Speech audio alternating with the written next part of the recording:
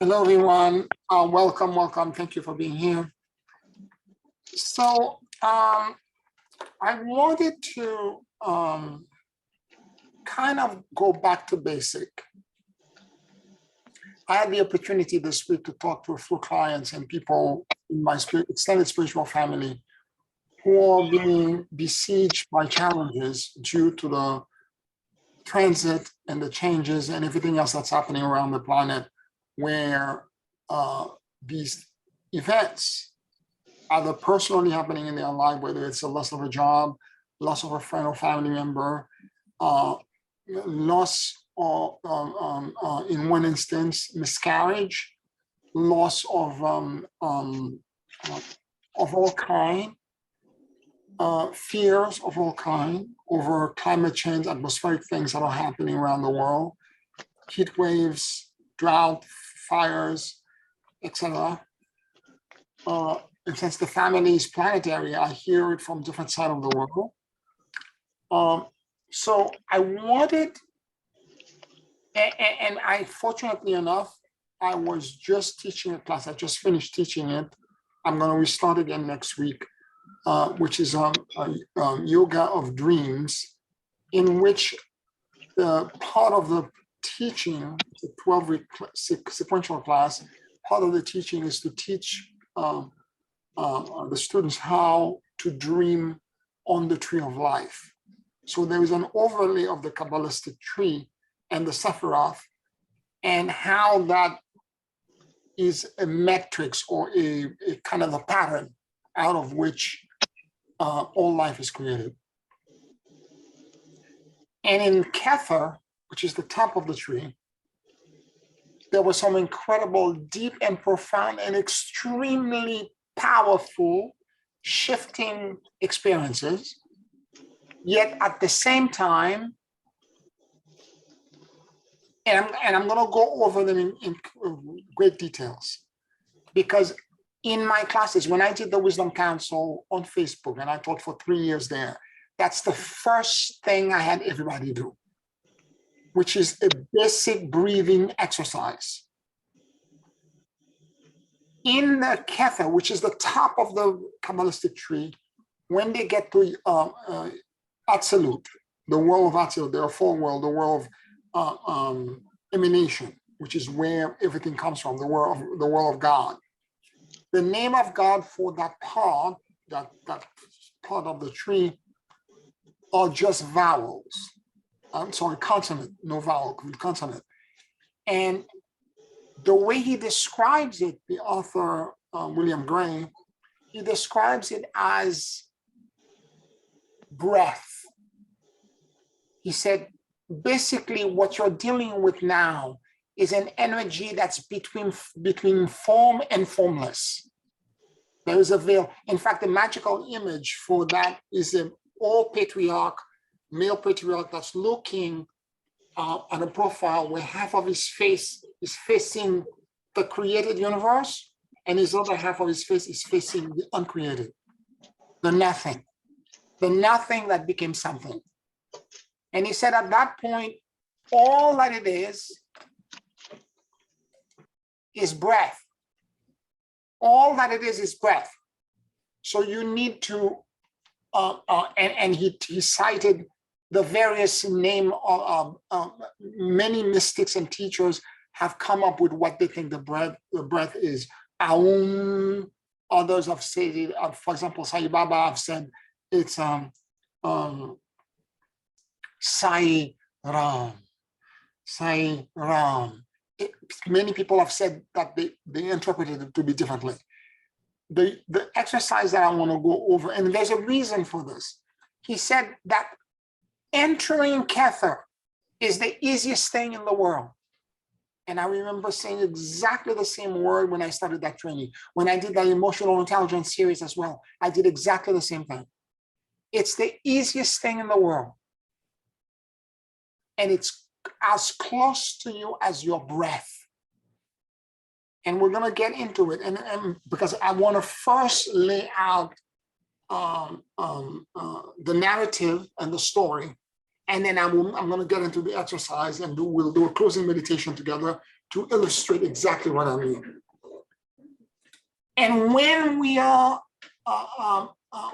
facing crisis, no matter how deeply spiritual you are, okay, even me, as I'm doing my exercise every day, I'm doing my spiritual practice every morning. I do my thing. Before I go to bed, I do my other thing. And in between, I may do many other things as well. Listen to mantra, depending on the kind of time or appointments I may have, I can do a lot more.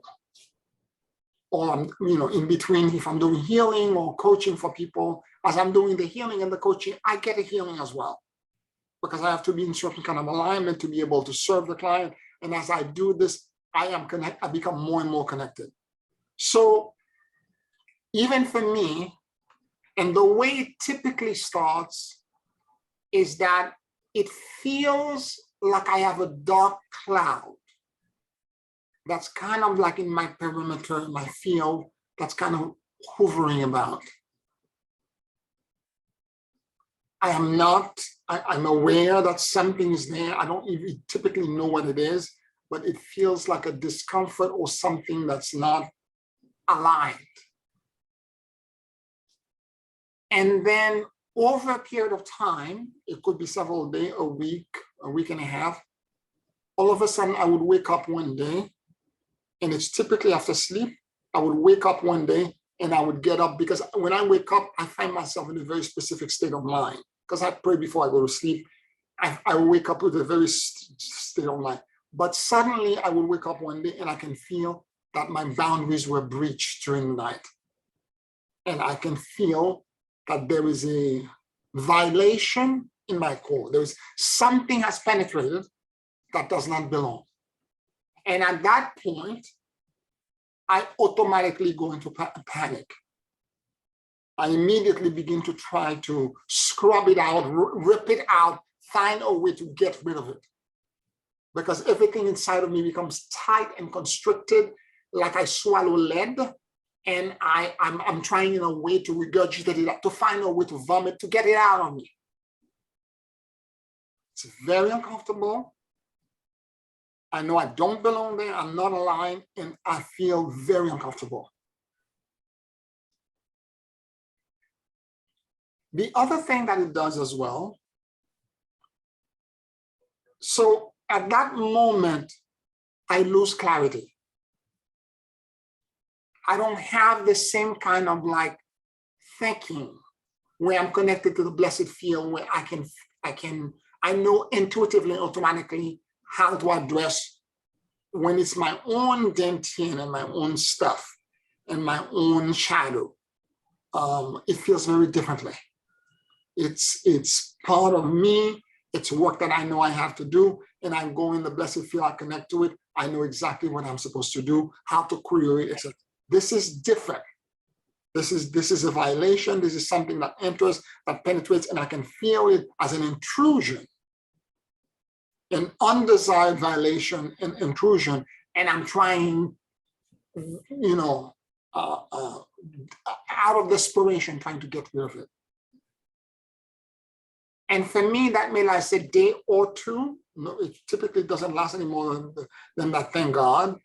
And yet, one of the things that happened, because at that moment, I become so emotionally reactive that I forget all the protocol that I have channeled, that I've taught, everything that I have done. I forget how to do it. There is a kind of amnesia that this creates. If not amnesia, the best way I can say is that I may remember, for example, the breath I'm going to show you how to do. I should do the universal breath, but suddenly I feel so disempowered, like I don't have the energy nor the will, not just energy, but nor the will to actually go to the step to do this protocol and this exercise. I don't have the will to do it. I'm trying, I have to do this. And then after this, I could do this. And I remember one time where thank God I write everything down. I have everything recorded. I remember one time I had to go listen to my own recording on how to do the universal breath, something that I can teach in my sleep. It got erased, like something scrubbed it out of my head.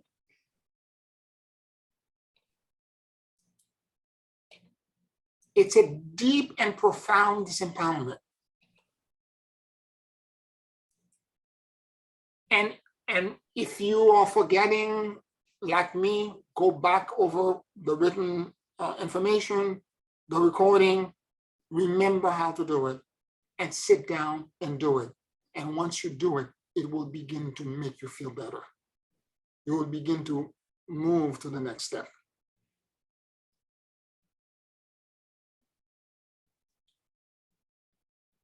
Now, typically speaking, when you feel an intrusion like this, the intrusion came from the outside because it was a peripheral kind of thing that was coming in. But that peripheral thing found a back door,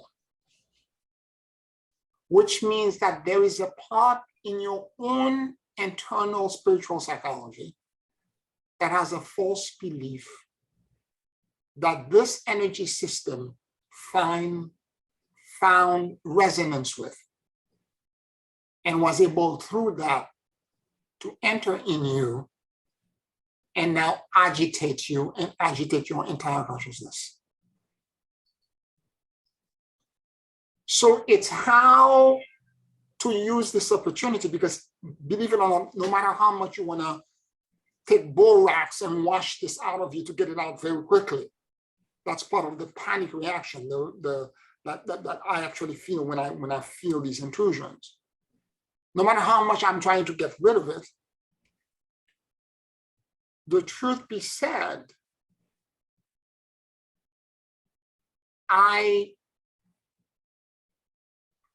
what is the real issue for me?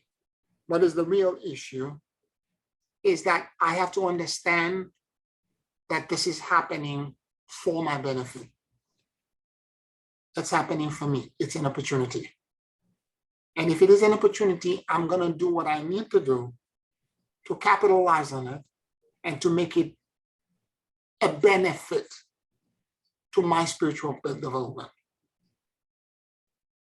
So for that to happen, one of the things that I do is that I query before I do the breath work that I'm going to show you. The breath work is the last thing I do when I want that energy out.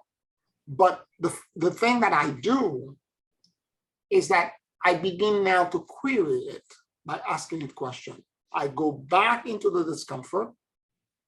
Something is squeezed inside of me. I feel like I have multiple belts that are squeezing my core. Something is feeling uncomfortable, however it feels.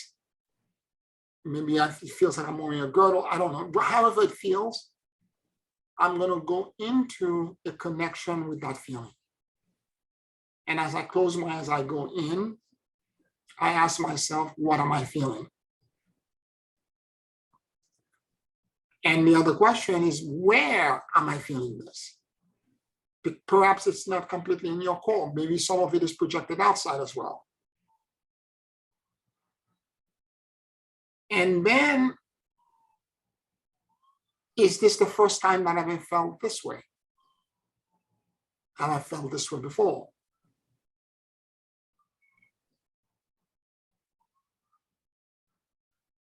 And then I ask myself this critical question.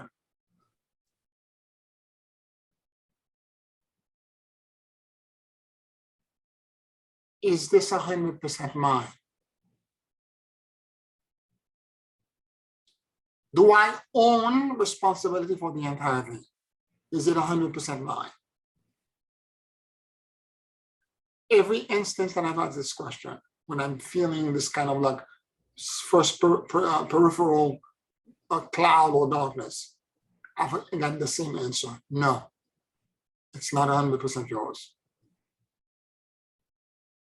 Okay, what percentage belongs to me? I get a percentage, 17%, 15%, 20%, whatever that is, 25%. Whatever that percentage is, that's what belongs, that's yours. Okay. What's the core issue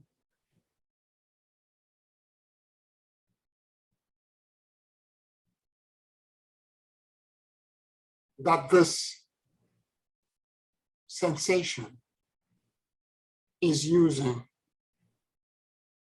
to enter into me?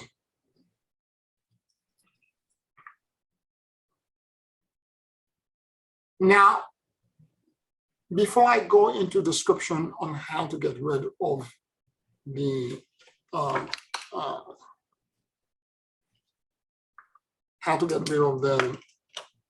the discomfort, you all have heard this from me. It's the easiest thing in the world, okay?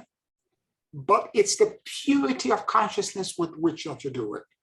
It's called the universal breath. So once I identify 70% is mine, 87% is not mine, 83% is not mine, and whatever is not mine, I am gonna ask spirit, I'm gonna ask God to take it out. Okay? But there's a specific way that I'm gonna surrender it. Now the part that's mine, the 17% that's mine, I'm gonna take ownership for it. I'm gonna query it separately. So two things, I'm separating them. My part, I'm gonna go deeper, but for now, I want to release what doesn't belong to me. I'm gonna give it to God. So the way I do this is that I do the universal breath. And I want to explain to you in great detail how that is done.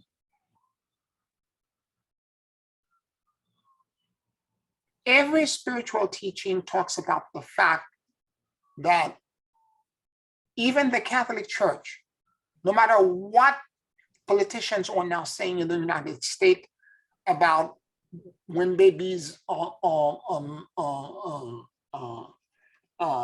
formed, the moment they have a heartbeat, they're a living being and all that. The church, according to the teaching of the church, it's when the child takes the first breath that the soul enters into the body. Up to that point, it's just a vessel. Okay? Everywhere around the world, it is with the first breath that the soul, up to that point, the soul is over the mother, waiting for the opportunity for the birth, and at first breath, it enters into the body. And when that breath is taken and the child enter, there is a direct connection to God, because that soul comes directly from Kether, from source. And that soul now descends and penetrates and locks into the chakra system of that young newborn. That's the birthing, and that's the connection of the soul to the body. But what a lot of these teachings are not saying, when the child exhales, the soul now leaves the body. It's not disconnected. It remains attached to the body, to the silver cord, but it leaves the body and goes back into source. Goes back completely into source. Take any pain and suffering that may exist in the physical realm, in the 3D reality with it, and releases it and gives it into the blessed field and ask the blessed field, take this burden away from me.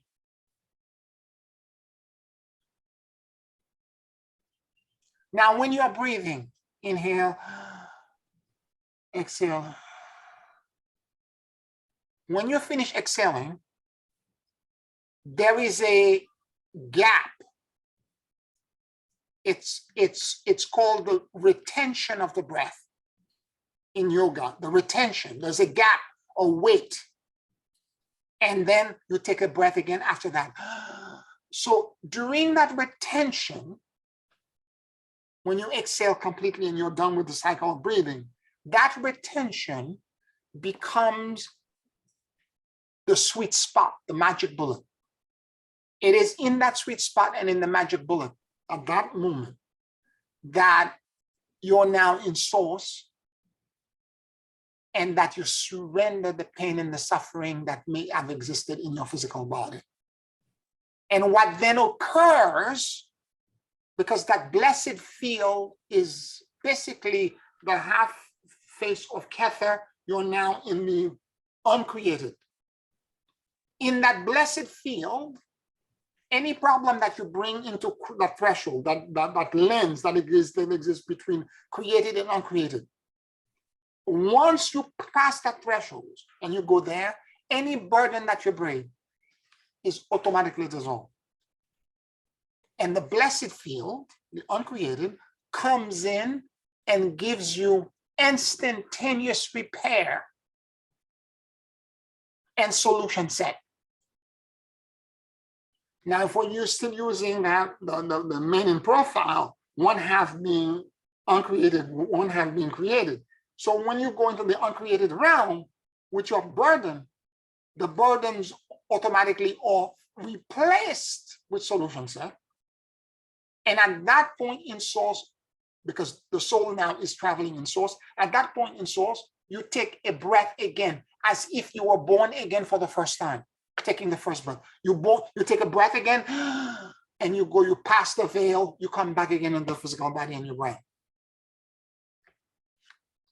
Every breath that you're taking is a rebirth. Every time you exhale, you go back into source.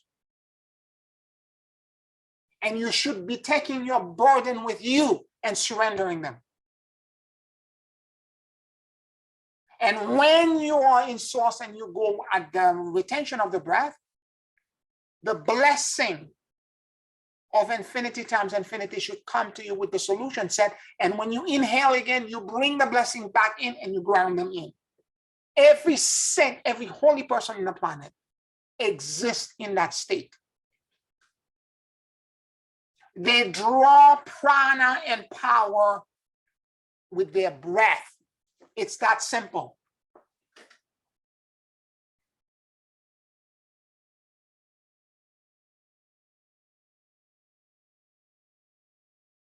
So what you do when you're doing the breathing exercise is that you have to become, we breathe all the time, but we are not consciously breathing.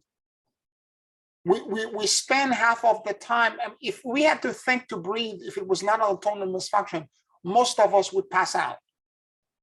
I've had instances in which I talk too fast sometimes, and I'm talking too fast, all of a sudden I realize I feel like I'm fainting, and I have to breathe. I'm not breathing. So we have to get ourselves, so it's mindfulness. We have to get in a state of mindfulness where we're thinking about the cycle of inhalation and exhalation and retention. And when we are in that mindful state, everything begins to shift for us.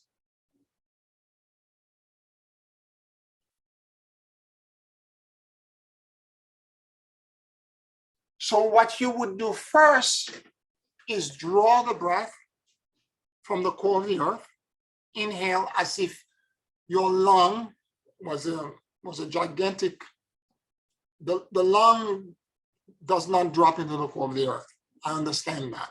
But energetically, if you can imagine, your lung is a tube that's in your chest cavity. But if you can imagine that tube extends into the core of the earth, all the way to the bottom to the core of the planet, and then you're inhaling energy from that point, and you're drawing it upward. And you let it grow inside of you, go up over your upper chest, and it extends equally like a column all the way out outside of time and space and into source. So a giant column of energy. So you're drawing it in from the core of the earth, and you let You let it pass your head. Okay, you draw it in, passing your head, and once it passes your head, you exhale. And let it go until you end the exhale outside of time and space in the no thing, in the blessed field. I'm going to go over this again. Imagine your lung extends into the core of the earth and equally extends upward into the heaven. You're drawing your breath.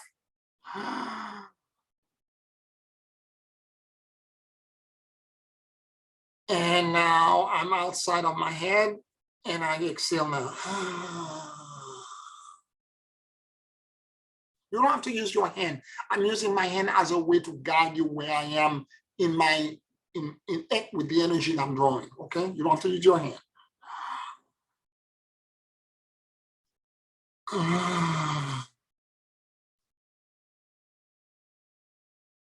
Now, once I exhale completely out, there's going to be a pause. That's the retention of the breath. And at that moment, you're going to feel all kind of benevolence, all kind of goodness, all kind of release moving toward you now in source, because you are not outside of time and space, because you're not in your body anymore. You're following with your consciousness and mindfulness what is naturally happening through your self-accord.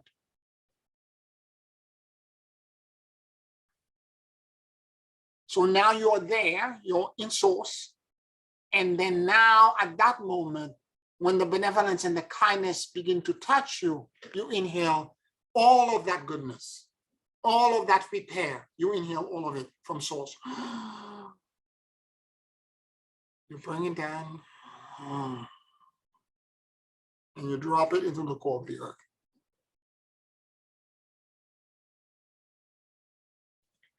You repeat this 12 times in a row. By the time, but even before you get to 12, all the wrinkles are going to be gone. Because what you're doing, that energy that you're bringing up is prana. And when the energy passes through your bottom of your feet, go from the core of the earth, passing through you, whatever fear that's now in my core that's clinging, whatever burden that I have, the energy will pick it up. It will pick it up. And it will, whatever the fear may be, it will pick it, everything up. It will pass my head, and as I keep exhaling outside and send it into source and release it. When I release it, that's the real power. To realize that I cannot control this, but I am giving to my higher power, to infinity times infinity, the permission and the control to take this burden away from me.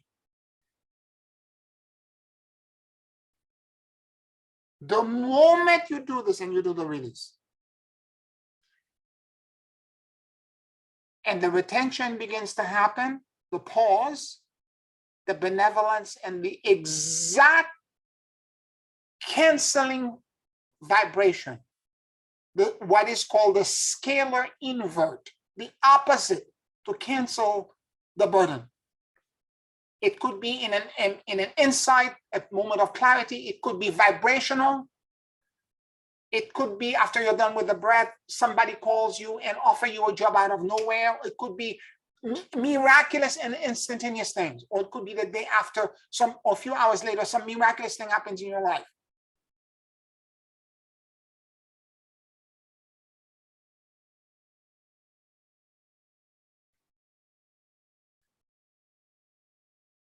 So as you're doing, when you begin to feel this blessing coming, you inhale now, like the soul of the child coming from source, returning back into the physical body. You bring it down. You guide what is a natural process. You mindfully follow the natural process. You bring it back in. And you drop it into the core of the earth. It goes through your body, it removes a burden, and replace them with benevolence and kindness, and you ground it in the core of the earth.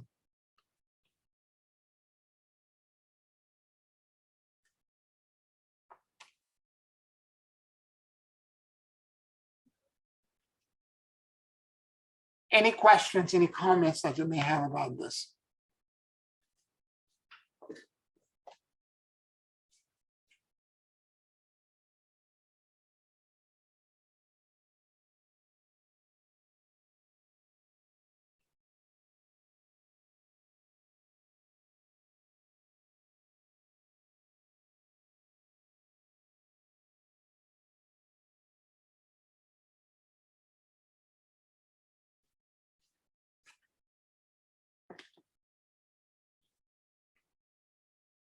Okay, so I hope that part is clear for you. I hope the explanation, if there's anything you don't get on the steps, this is the moment for you to ask me to explain it further for you. Otherwise, I'm going to continue and jump and talk about how you deal with your 17% or the part of you that's still holding an open back door. It's simple as blinking your eyelid, but it has to be done mindfully.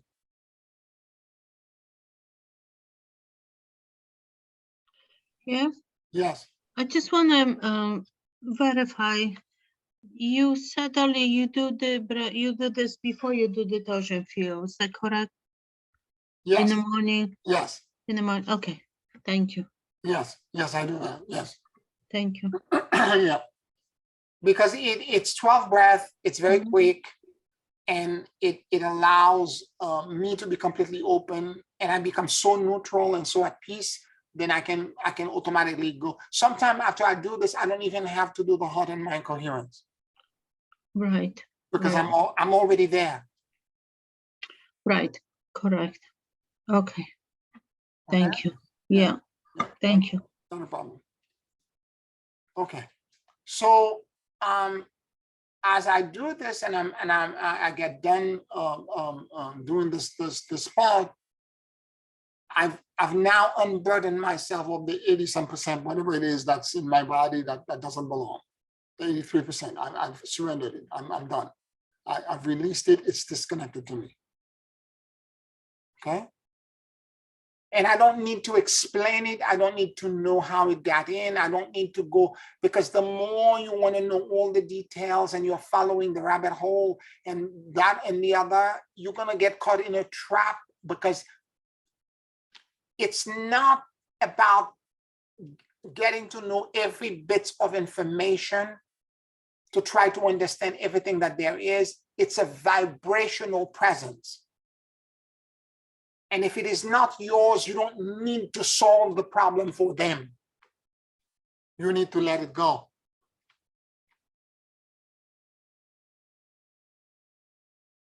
Then now, once that is done, I can now focus on the part that belongs to me, which is to begin now to focus in me, in the aspects of me that what part in my spiritual psychology is out of balance or that has a false belief in it that's causing me to create that back door that's open. I'm going to give you an example. So at some point, I had a back door like this that was open. And what I realized is that it was using survival as a doorway to get in.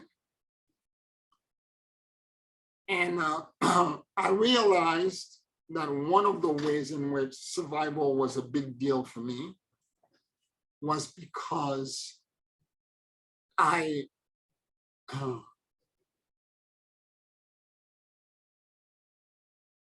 survival is the axis of the 3D reality, because we have spent millions of years as a species trying to survive.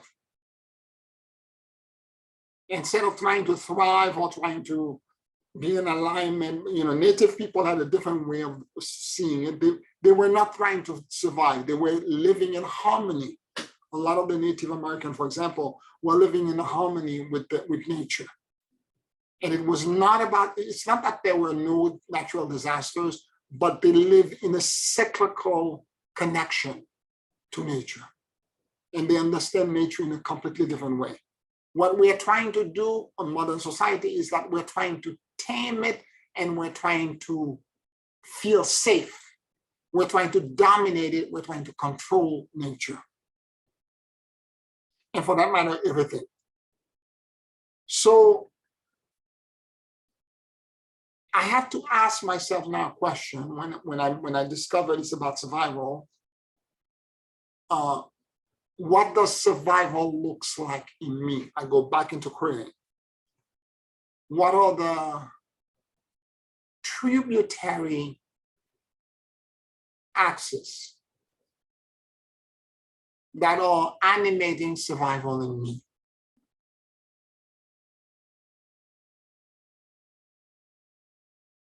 I want to feel safe. I want to control. And in the process of doing this, of attempting to do this,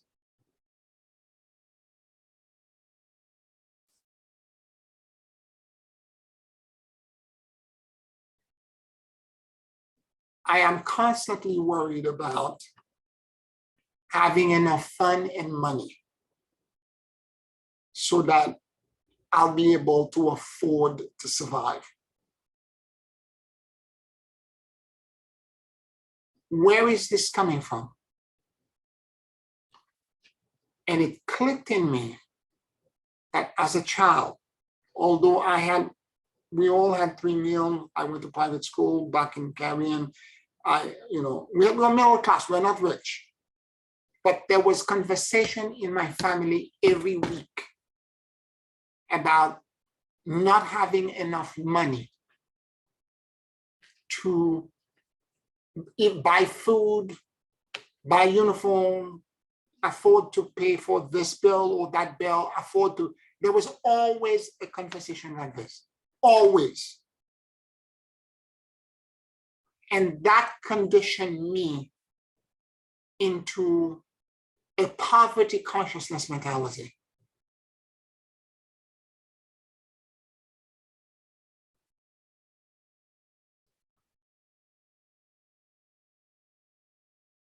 Now, there was also, for example, again in my family, there was also conversation.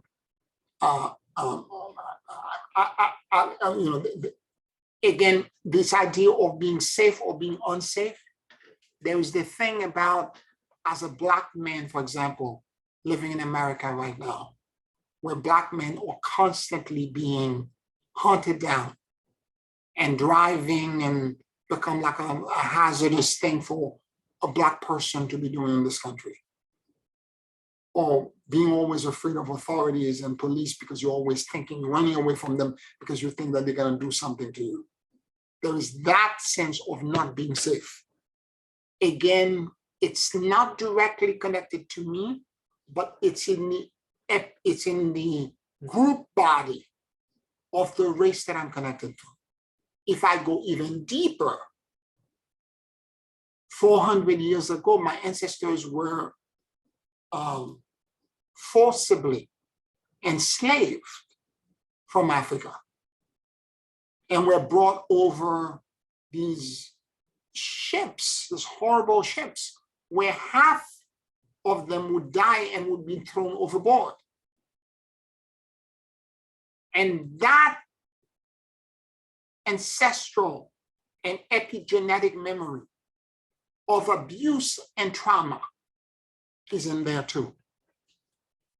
And trying to survive this passage, figuring out a way to survive this passage is also in there.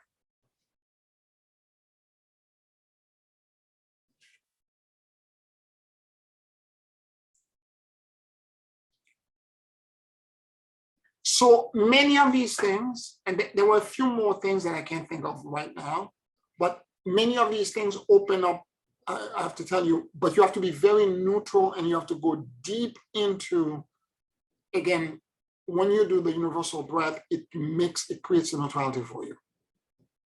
And then I focus on the other half. And it didn't happen all at once that same day. The next day I went back to it, and it was the second day that all of this opened up. It opens like a fan. And suddenly I saw survival, and I saw all this tributary legs and vein of activity or false beliefs that were doing the same thing, which is to make me act and behave or attempt to survive, because I'm trying to control everything. And the control is huge in survival. Because as Homo sapien, or intelligent men, we calculate. This is the frontal lobe, the cerebral cortex. We calculate, and we're constantly calculating a way in which we can survive.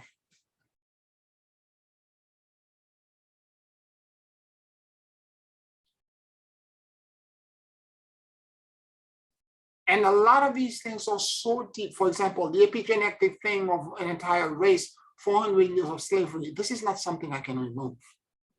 I have to give this over to the blessed field and ask it to help me, undo the damage that was done.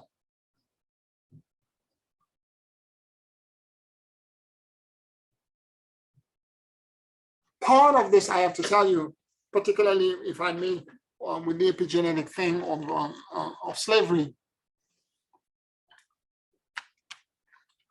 I want to talk for a moment about what happened in Africa not so long ago, even in South Africa, within apartheid.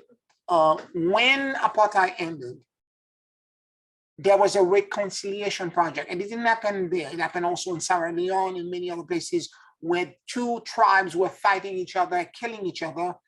They did exactly the same thing. And the way reconciliation works is that the party that was harmed and the party that did the harming are brought together.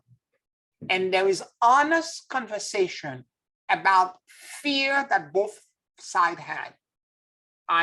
When I did the emotional intelligence class, I played a video of this woman who had a huge scar over one eye. She was missing several part of her finger. She had several cuts on her. And she was sitting next to a man, and they were holding hands and talking to each other. This is the young man who killed 8 members of her family, chopped them with machete, and left her for dead. She said the first time the reconciliation process happened, she saw this man. She was so upset and screaming so much that they had to put her in a hospital and give her tranquilizing medication for 2 weeks. And it took her a while to understand the mentality and where this man came from, and for her to find forgiveness. But the conversation and the exchange of this reconciliation was necessary. And the way she was able to do this is that when she listened finally to what this man came from, the man was a child soldier. And when the man showed the fact that the warlord who had recruited him shot several members of his family, and shot him because initially he didn't want to kill anybody. And he shot the bullet, the area in his leg where the bullet went in. And he didn't have a choice but to do what he did. And in the process of that exchange, where one side asks the other side honestly, please forgive me for the harm that I've done to you. I ask for your forgiveness. When that happens, tremendous healing happen.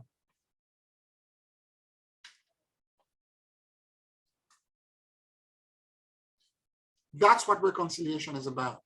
And I have to say here, although people talk bad about the church, but the church spearheaded this process.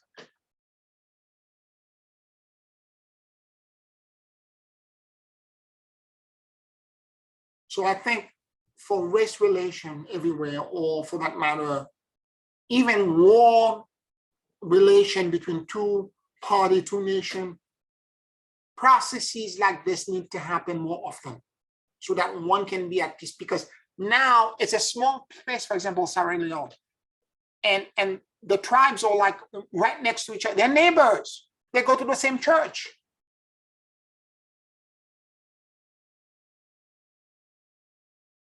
And to go forward, a healing process had to be found.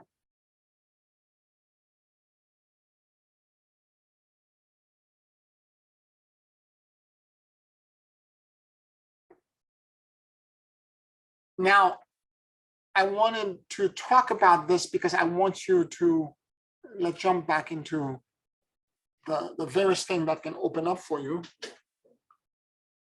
That when you're beginning to analyze and query yourself, and you're beginning to understand, for example, if what you're dealing with is mourning, okay, somebody died in your family, or you lose a job, or you lose something, and the way grief and loss happen, it's not always the same. But there are some things that are similar, that are landmarks that everyone cross.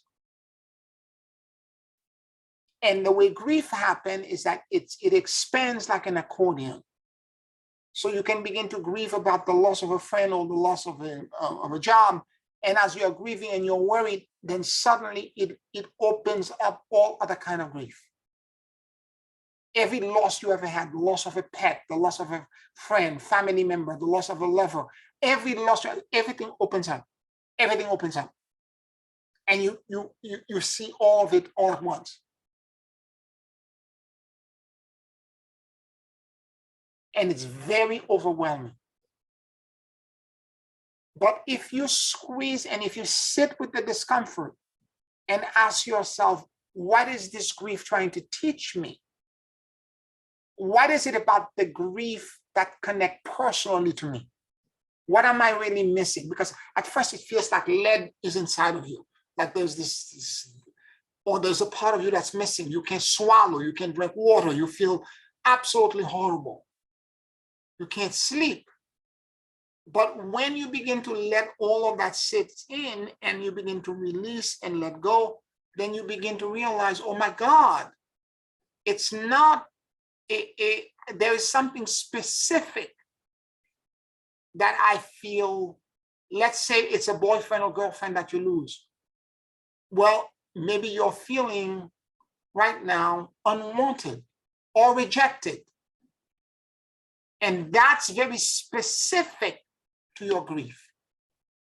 If you lost a family member or friend, maybe it will present to you the core issue that is presenting for you might be your own mortality, the fear of death. Maybe for somebody else, it will present a gap or an opening that will teach you that you're afraid of being alone.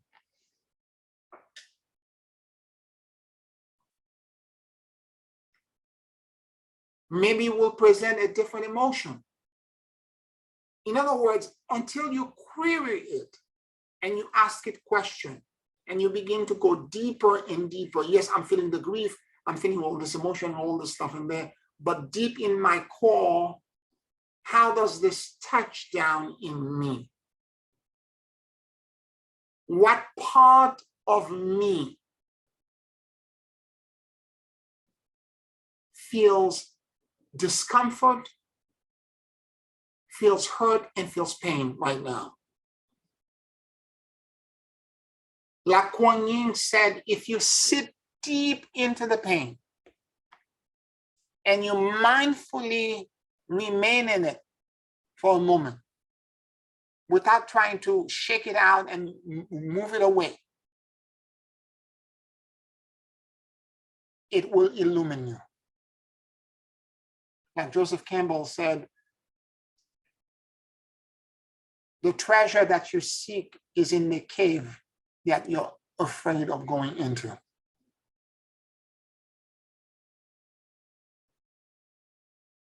So if you sit with it quietly,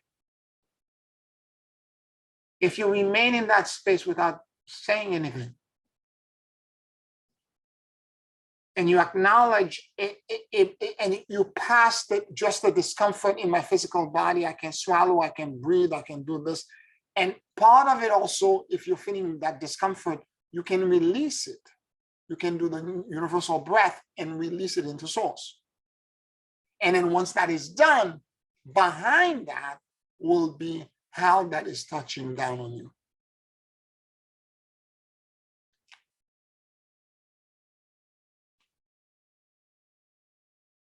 What part of my spiritual psychology feels so weak now that the grief is using that part of my spiritual psychology to come in, to ground in.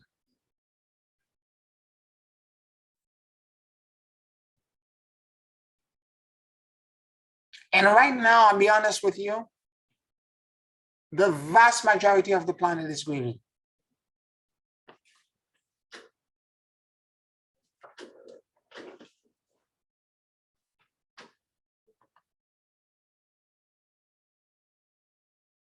People are grieving their mobility, loss of business opportunities, loss of the ability to travel, to go from this place to that place, loss of so many things. So we have to be emotionally intelligent enough to see that all of these griefs, these loss experiences, are there to teach us about the fact that we don't have control. Because to me, the greatest lesson that all of this is teaching me, particularly the survival, is to let go of control and give it over to higher forces.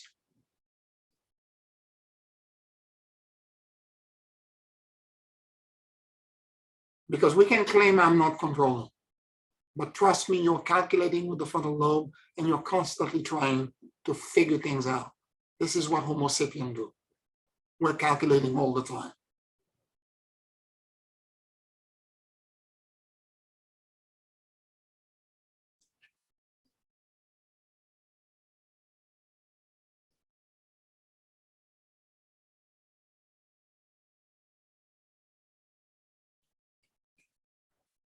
Any questions, any comments?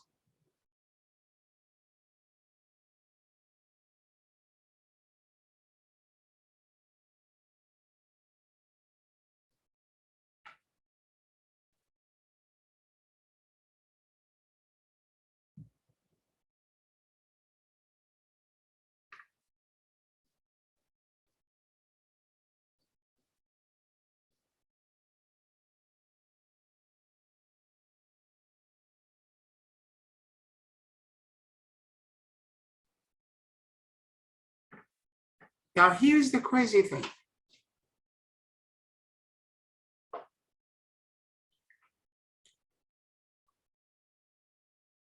Yes, all of the chaos happening around us.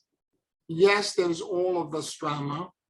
Yes, there's all of this turbulence. Yes, all of this is moving quickly, shifting and rearranging rapidly. But guess what? When you go in a state of mindful breath control, like I'm going to show you with the meditation I'm going to do shortly. When you go into that state and you remain in that state, you have immunity against all of it. I cannot explain it to you, and although I'm going to try, but it's very hard for me to convey this the right way. when you're in fear and these big things are happening around you, you have to pick up and go because this natural event is going to take place, and that is worried. You're losing your job, and you have to pack up your stuff. Or you're losing friends and family members, and you have to go to funeral or memorial service. And as all of these things are happening around you, they seem so real because there's a finality to them. What I can say to you is that when you are in that alignment, you begin to realize it's all an illusion. That in point of fact, it's Maya, and that when you're connected to that blessed field, there is a tremendous awareness. It doesn't remain for long, but momentarily there's a complete certainty that you're immune to any disaster and that you have safe passage. And that nothing is going to happen to you.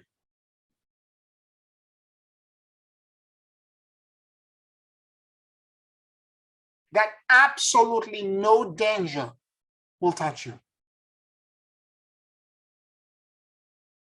There's a passage in the Bible where God said, touch not my anointed. You're anointed when you're in that state. Nothing will touch you. And that awareness remains when you're in that mindfulness state. And as long as you're in that mindfulness state, literally, it's like a knife cut into butter. A hot knife cut into butter. Everything becomes like a blessing and ease. Everything flows. It becomes miraculous. You're flowing through things. Synchronicities, things fall in place, one after another, one thing for one after the other.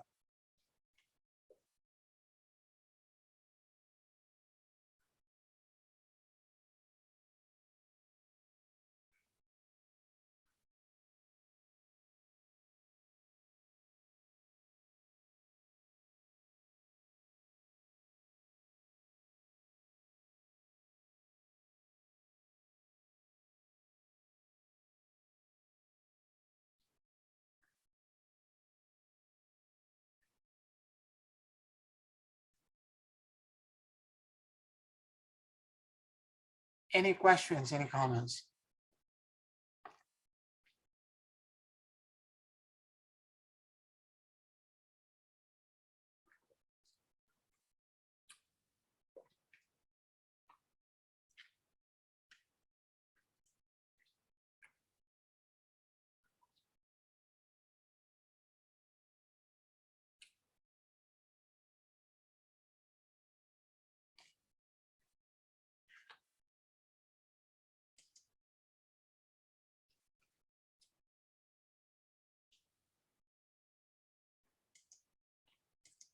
Okay. If there are no questions or no comments, we're going to pause here and take a water break. And on the back end, I will show you how to do the universal breath, and we will move into the blessed field. 5 minutes.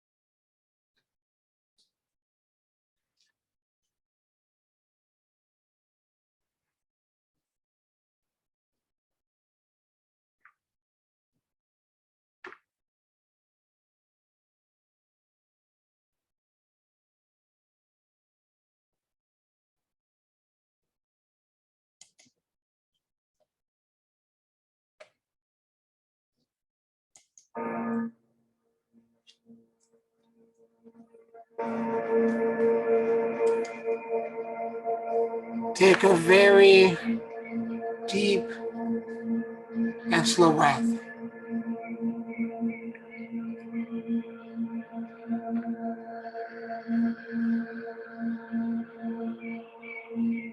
And as you inhale and exhale deeply and slowly,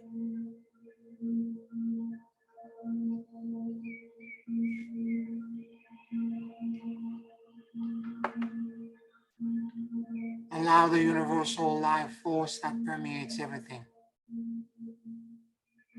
to enter into your lives.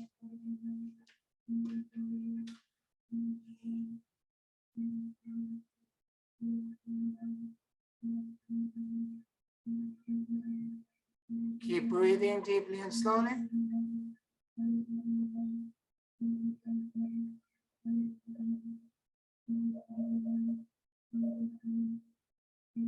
And let your soul and your awareness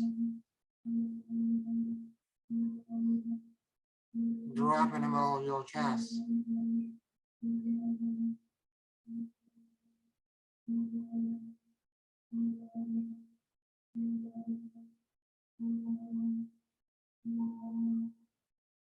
Please forgive me. I love you. And I let go.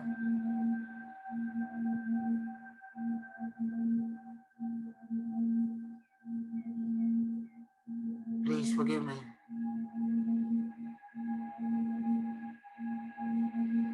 I love you. And I let go.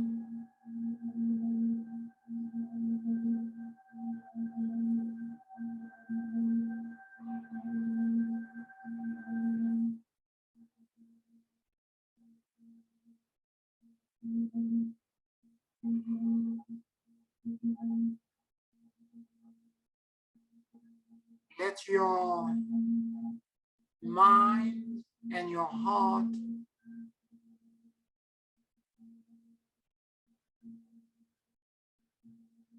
sync with each other.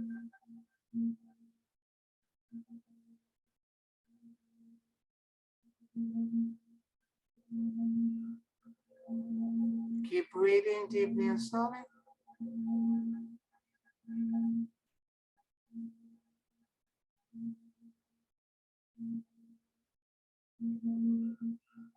And allow yourself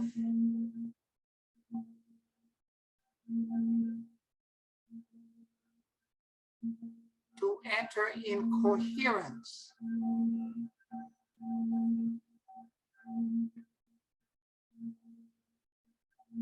and realize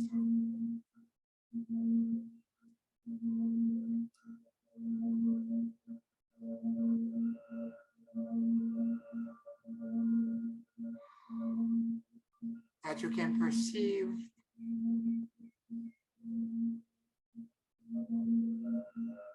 360 degrees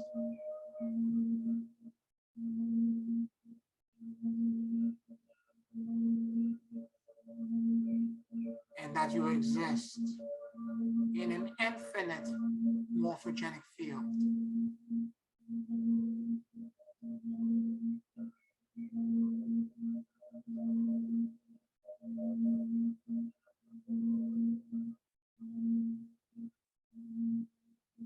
Keep breathing deeply and slowly.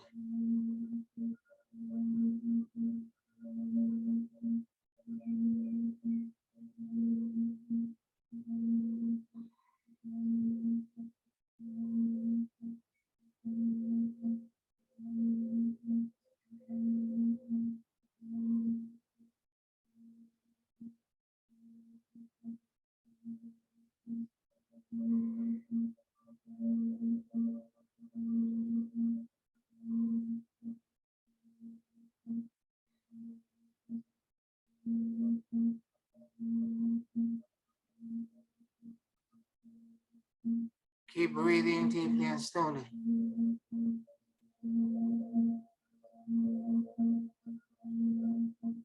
And realize for a moment that your lung extends into the very core of the earth, like a tube, and let it extend equally upwards past your head,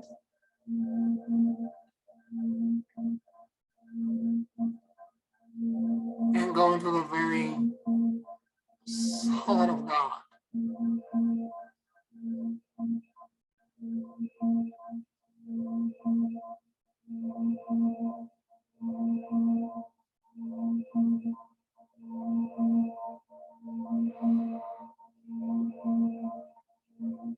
Now let your awareness drop into the very core of the earth. Inhale deeply. Draw the energy from the core of the earth and move it upward through the bottom of your feet, rising through your entire central core, exiting outside of your head, and now begin to exhale completely and release it upwards and let it go into source. Become aware of the retention of the breath as you release your burden completely. Let go. And let the solution set, the healing and the repairs that you need be presented to you in source. And mindfully inhale deeply and bring all of this blessing with one breath, moving to the top of your head, passing through your entire core, going down through your body, and dropping outside of your feet into the very core of the earth.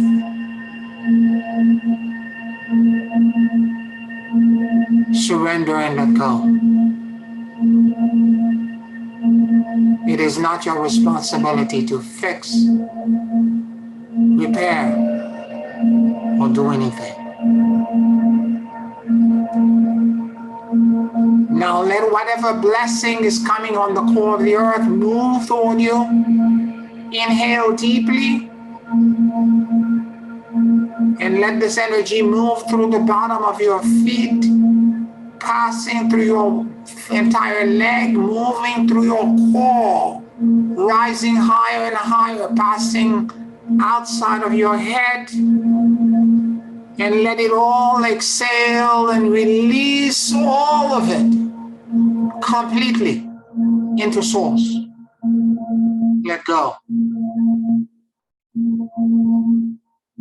Release all of your burdens.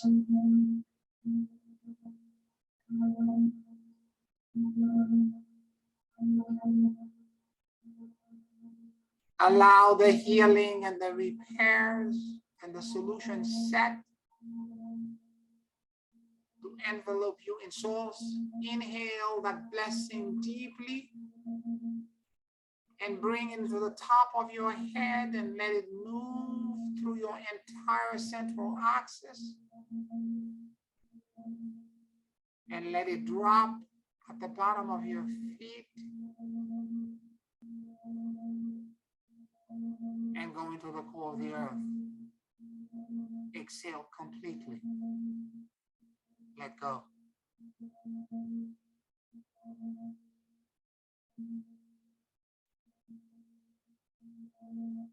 Let whatever repairs may be coming toward you in this retention to come to you.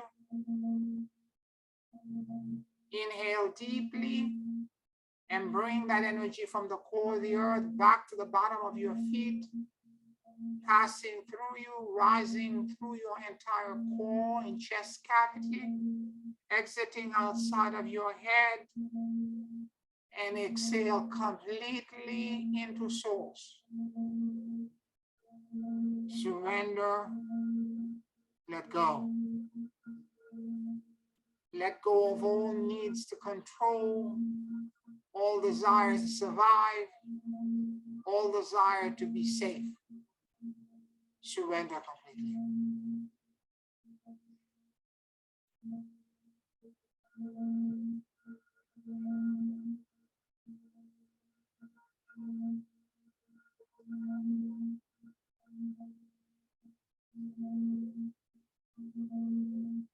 Now take a very deep breath from source as the healing and the repairs come to you, and let the miraculous and instantaneous change that you need to fall upon you on top of your head, passing through your entire central axis, dropping into the core of the earth, releasing as you exhale completely into the ground.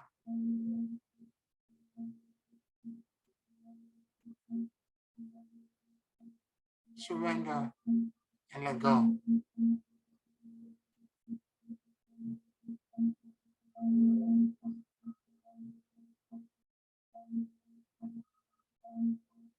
Exhale from the core of the earth and let this breath move through the bottom of your feet, passing through you, moving through your central axis, exiting outside of your head, and let it all exhale outside of your head and go directly into source and the blessed field as you surrender and let go of all burdens, of all desire to control, of all fears, of all grief and all loss. Let go.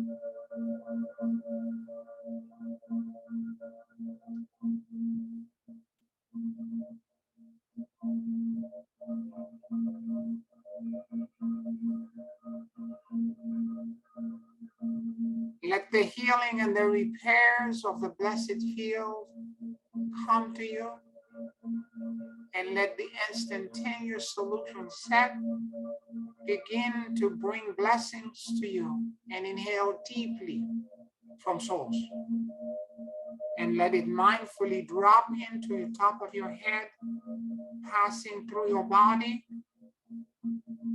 cascading to the bottom of your feet, and dropping into the core of the earth.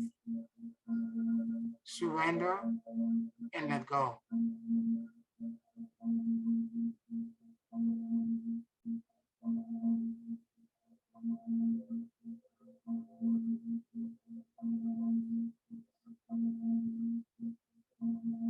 Now take another breath from the core of the earth and let this breath move through the bottom of your feet, rising upwards, passing through your core, your chest cavity, moving outside of your head. And as you begin to exhale, as it passes your head, release, surrender all of it into source. Unburden yourself completely. Empty yourself out. Let go.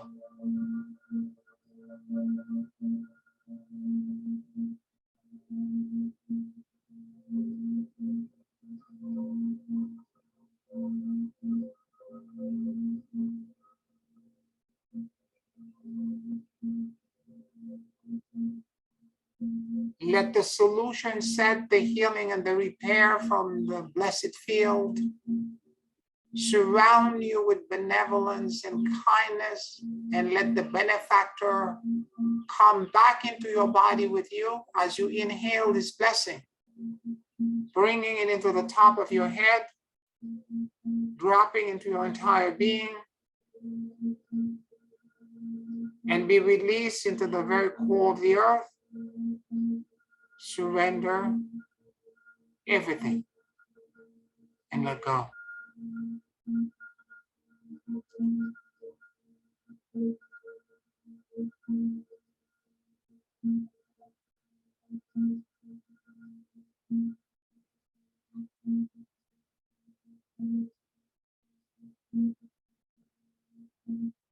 Take another breath from source, from the core of the earth, and let this breath move through the bottom of your feet, passing through your legs and your chest, rising higher and higher, releasing and taking within all fears, and let it all exit outside of your head as you exhaled all of your fears, the tributary and sub-files and related issues, let all of it be released.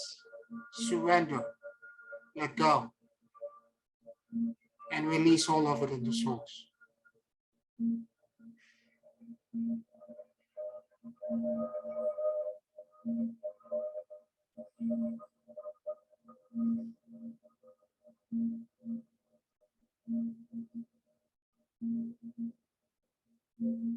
Let the healing and the repairs from source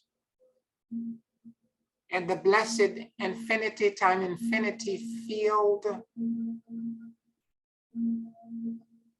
of nothing and everything. Inhale deeply all of that power, wisdom, and love. And let it all drop into the top of your head, passing through you, taking you into the essence of being. Go dropping down through your body and into the very core of the earth.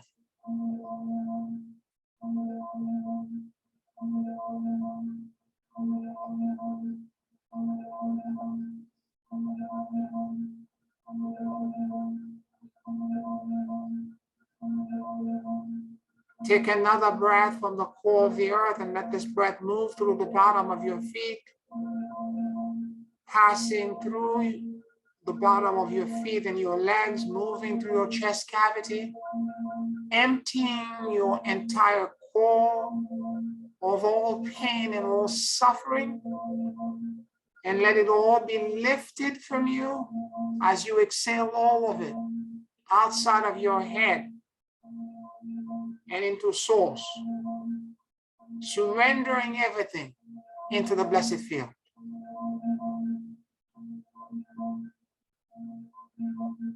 Let go.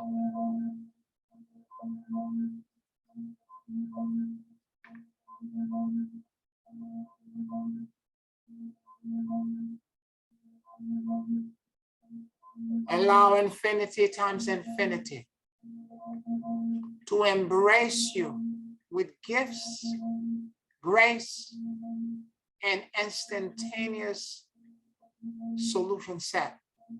Take a very deep breath and let all of this blessing come to you with the certainty that you're not alone. And let all of it drop into your entire core and cascade down into the very core of the earth.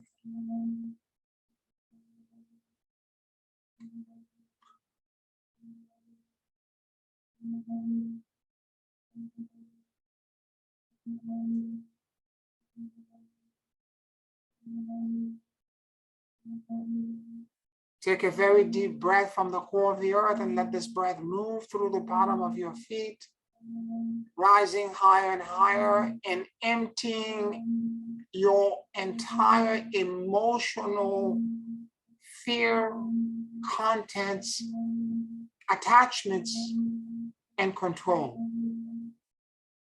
Let it all pass, exit outside of your head and go into source, and let it all be released into infinity times infinity. Surrender and let go.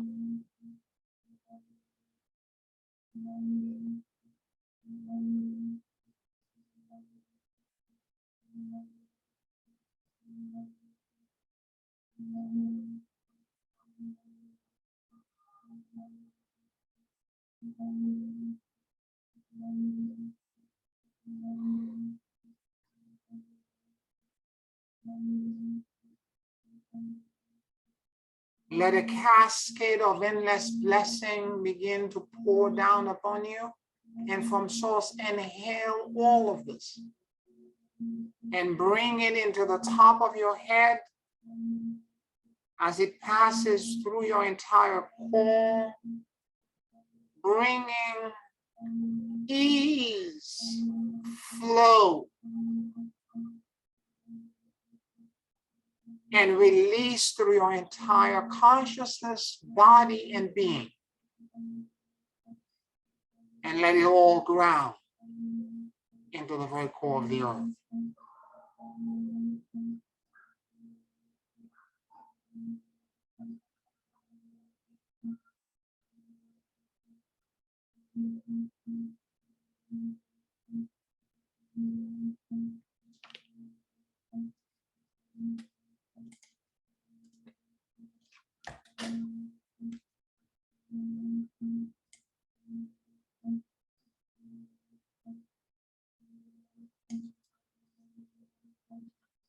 Take a very deep breath from the core of the earth and let this breath move upward, passing to the bottom of your feet and taking any residual fears, control, burden, attachments, and let it all be move outside of your head and be taken into source as you release all of it into infinity times infinity, and you let go completely.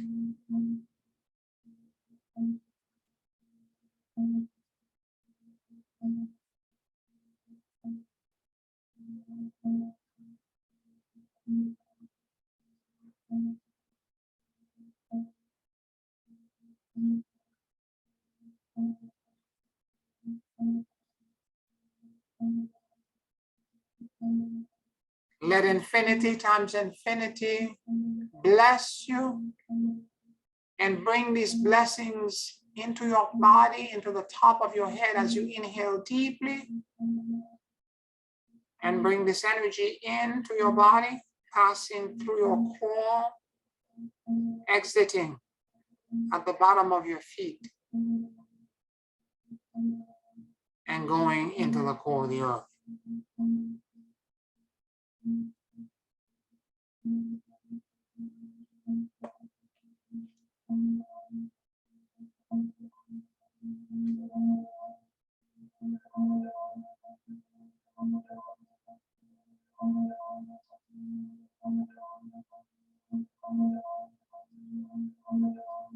Take a very deep breath from the core of the earth and let this breath move through the bottom of your feet, moving upward and removing all residual fears, control, or attachments, and move all of your desire to do and to repair what's around you into this blessed field, and let it all go and surrender it as you release it outside of your head and exhale, giving it all to infinity times infinity and the blessed field.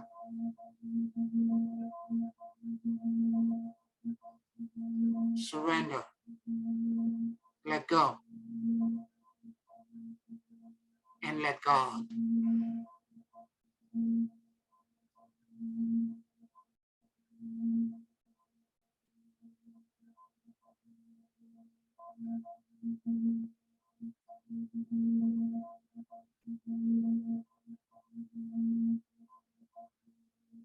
Take a very deep breath from source and let infinity times infinity and the endless solutions set bring you the repairs that you need.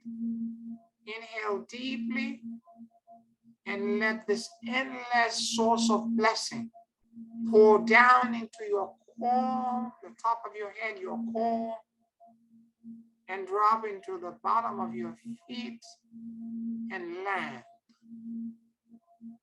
into the core of the earth.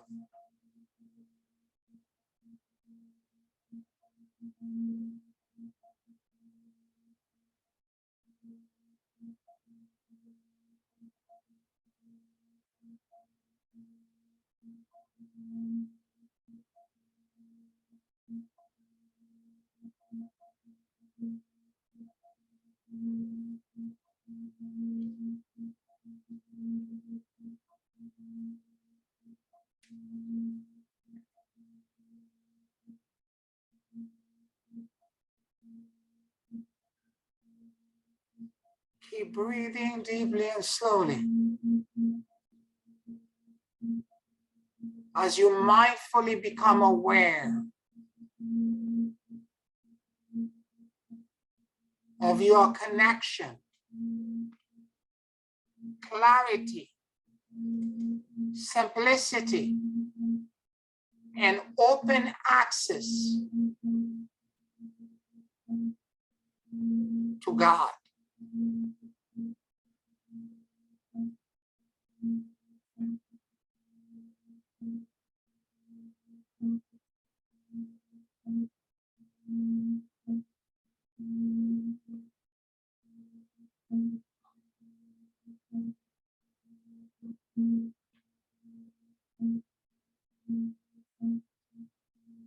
Keep breathing deeply and slowly.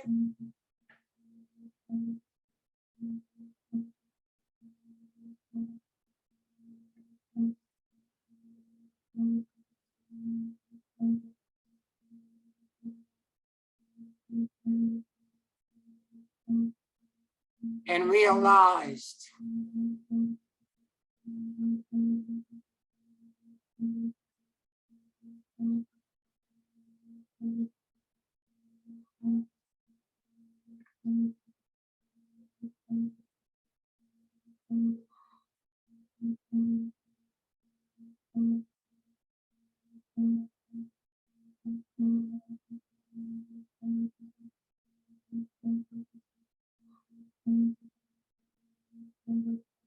that you're free.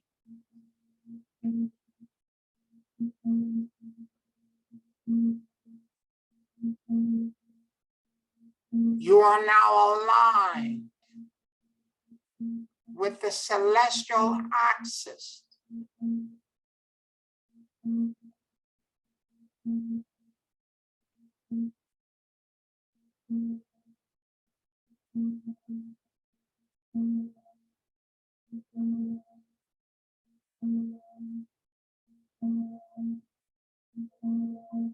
around which the entire universe rotates.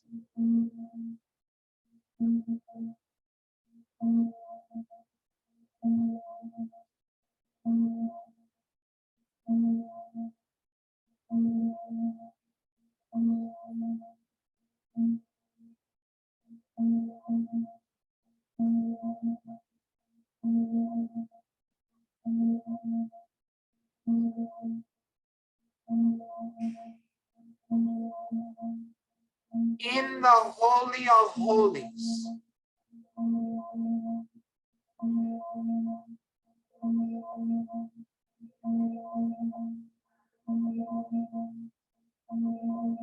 in the state of grace and blessings,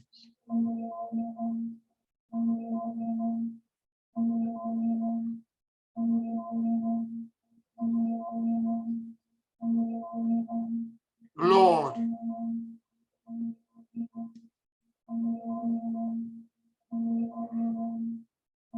show me how can I serve.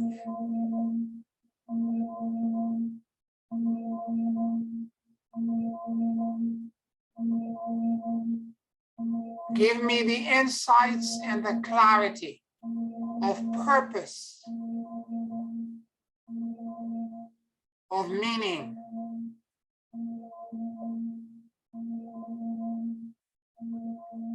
of life fulfillment.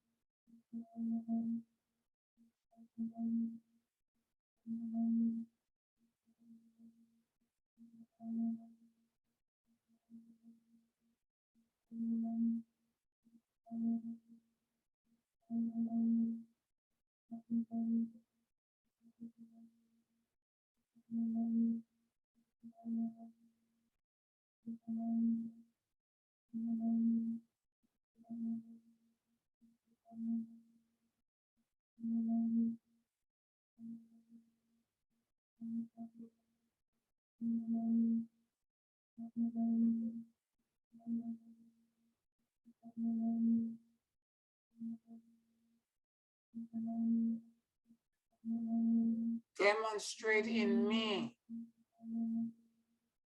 thy light.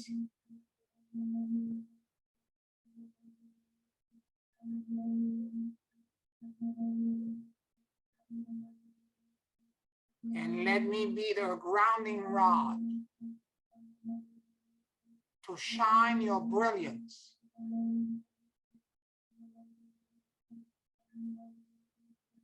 Your simplicity, your clarity,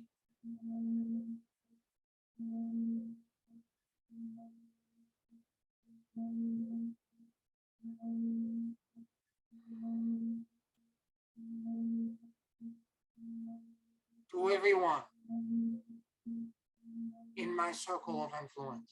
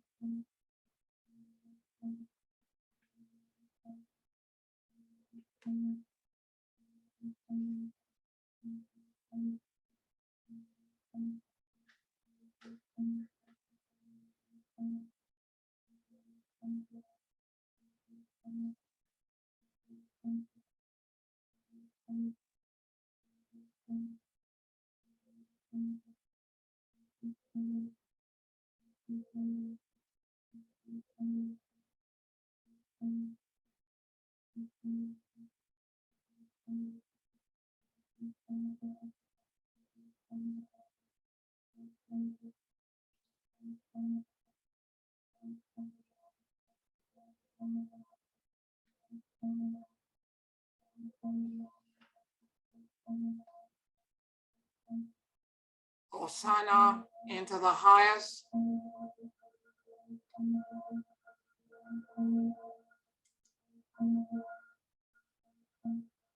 Hosanna into the highest.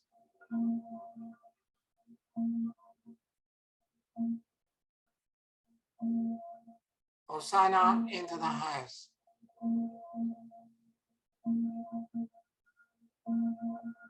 Take a very deep and slow breath.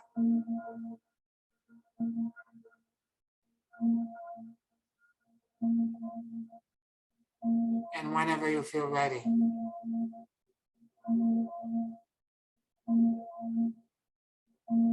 can open your eyes.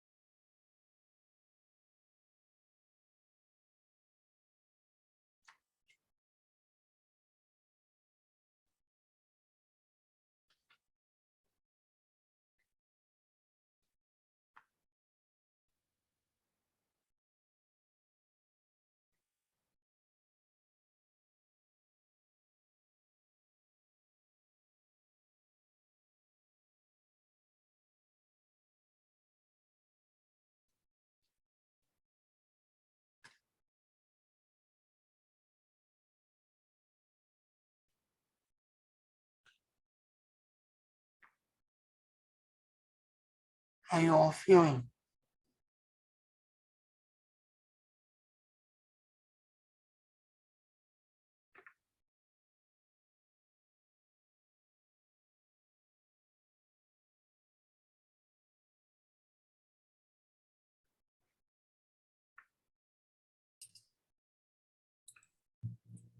Coming back to earth. You're trying to ground. Yeah. Thank you. You're welcome.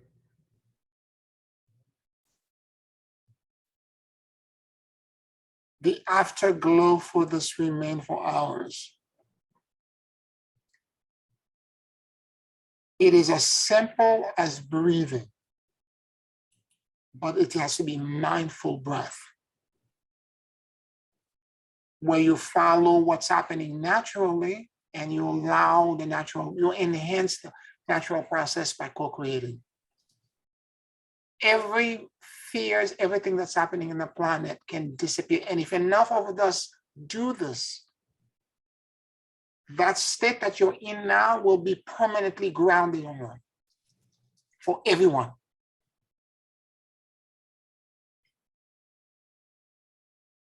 Where literally all the burdens are removed, all the wrinkles are completely gone.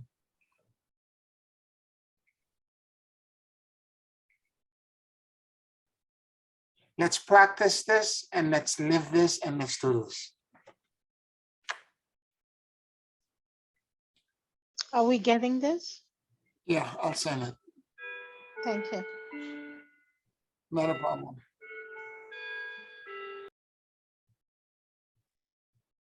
All right, everyone. I want to thank you for your attention and for being here tonight. I will talk to you next week. If to my Patreon subscribers, I want to thank you for your support. Everyone on YouTube, give it a like, subscribe to the channel, share this information with others so that the algorithm will increase and more people will join our channel and we can grow this.